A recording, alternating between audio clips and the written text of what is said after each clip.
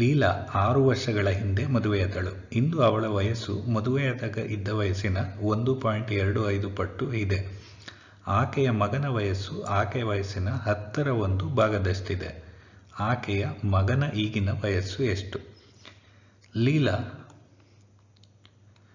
6 ವರ್ಷಗಳ ಹಿಂದೆ ಮದುವೆಯಾದಳು. ಇಂದು ಅವಳ ವಯಸ್ಸು ಮದುವೆಯಾದಾಗ ಇದ್ದ ವಯಸ್ಸಿನ 1.25 ಪಟ್ಟು ಇದೆ. ಅವಳ ವಯಸ್ಸು ಆಗ ಎಕ್ಸ್ ಅಂತ ತೆಗೆದುಕೊಂಡ್ರೆ ಈಗ ಅವಳ ವಯಸ್ಸು 1.25 ಎಕ್ಸ್ ಆಗಿದೆ. ಆ ಮದುವೆಯಾದಾಗ ಇದ್ದಂಥ ವಯಸ್ಸು 1x ಸಮ ಆಗುತ್ತೆ. ಸೊ ಈಗಿನ ವಯಸ್ಸಿಗೂ ಆವಾಗಿನ ವಯಸ್ಸಿಗೂ ಡಿಫ್ರೆನ್ಸ್ ಏನಿದೆ ಅದು 0.25x, 6 ವರ್ಷಗಳ ಡಿಫ್ರೆನ್ಸ್. ಸೊ 0.25x 6 ಆದರೆ ಈಗಿನ ವಯಸ್ಸು 1.25x ಎಷ್ಟಕ್ಕೆ ಸಮ? ಕ್ರಾಸ್ ಮಲ್ಟಿಪ್ಲೈ ಮಾಡೋಣ.